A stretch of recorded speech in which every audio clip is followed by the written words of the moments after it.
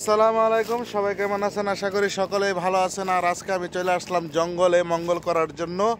আসলে জঙ্গলে মঙ্গল করতে আসি নাই, জঙ্গলে আসছি কাজের জন্য। এই যে দেখেন, এত বড় জঙ্গল, এত বড় বড় গাছ, এখানে কোনো মানুষের অস্তিত্ব নাই, একমাত্র আমি একাই আছি। আর আমি একজন সিঙ্গেল মানুষ, এই জঙ্গলে কাজের জন্য বসে আমারে ভাড়াই দিছে।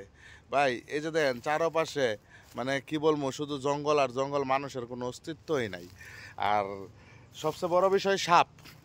মালয়েশিয়ার জঙ্গলে ভাই এত পরিমাণের সাপ, মানে যারা মালয়েশিয়ার জঙ্গলে থাকে, কাজ করে, পাম বাগানে কাজ করে, তারাই বলতে পারবে যে মালয়েশিয়ার জঙ্গলে যে কি পরিমাণের সাপ থাকে। তো আসেন পুরা জঙ্গলটা আপনাদেরকে আইটা আইটা আমি একটু দেখাই। তো এই যে দেখেন আমার চারপাশে কিন্তু ভাই হুদা গাছগাছালি আর জঙ্গল, এই যে দেন আবি জাবি থুয়া রাখছে, দেখছেন? তো আসলে ভাই এখানে আজকে কাজের জন্য আইছি। কাজটা হয়েছে কি জানেন, এই যে গাছগুলি আছে না, হ্যাঁ, এটা একটা মানে জঙ্গল বলতে এখানে একটা বাগান। তো আজকে এই বাগানের মধ্যে মনে করেন কাজকর্ম পরিষ্কারের, এই যে গাছগাছালি আছে না, ছোট ছোট গাছগাছালি, এই গাছগাছালি এইগুলি পরিষ্কার করবো, এই কাজকর্ম। আর এই যে দেখেন পাশে এই যে সার থুয়ে রাখছে, এই সার এগুলি, ঠিক আছে? তো এইগুলি মনে করেন এই যে গাছের গোড়ায় গোড়ায় দিমু।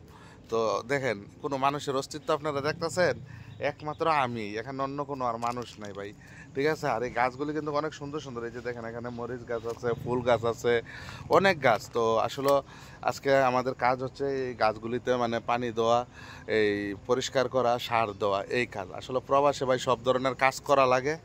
তো যারা মালয়েশিয়া আছেন আপনারা জানেন যে একটা প্রবাসী কত কষ্ট করে।